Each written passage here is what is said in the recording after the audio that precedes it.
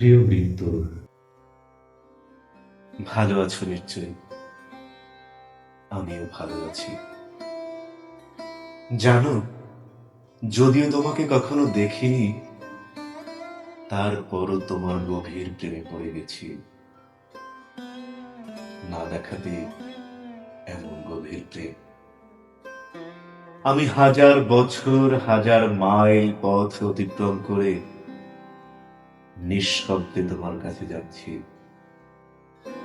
জানো, এই দীর্ঘ পথে, দীর্ঘ সময়ে অনেক বন্ধু পাচ্ছি।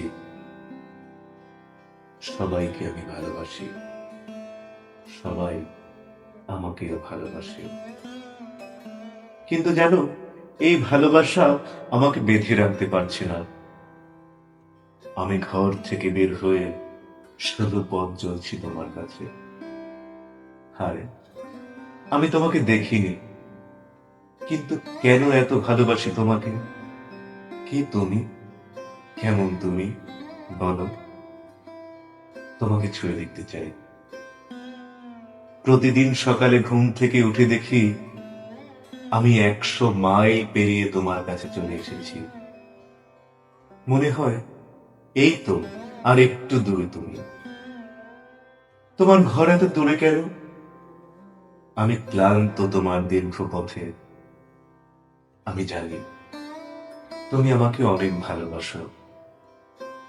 সারাক্ষণ আমার কাছে থাকো, আমাকে পাহারা দাও, যেন আমি তোমার পথে আছি।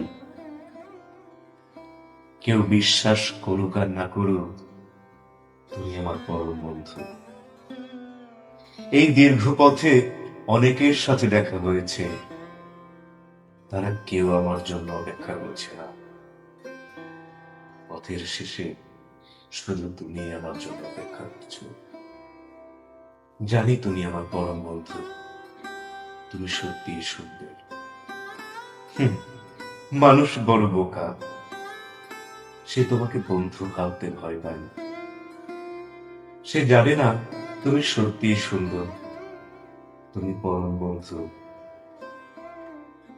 সবাই যাকে একা ফেলে চলে যায়, শুধু তুমি পথের শেষে তার জন্য অপেক্ষা করছো। প্রিয় মিত্র, তুমি পরম বন্ধু, তুমি সুন্দর। যেদিন আমাদের দেখা হবে, সেদিন প্রেমিকের সুরে বলবো, আমি নৃত্যকেই ভালোবাসি। ধন্যবাদ সবাইকে। কবিতাটি লিখেছেন আমার শ্রদ্ধা ভাজন।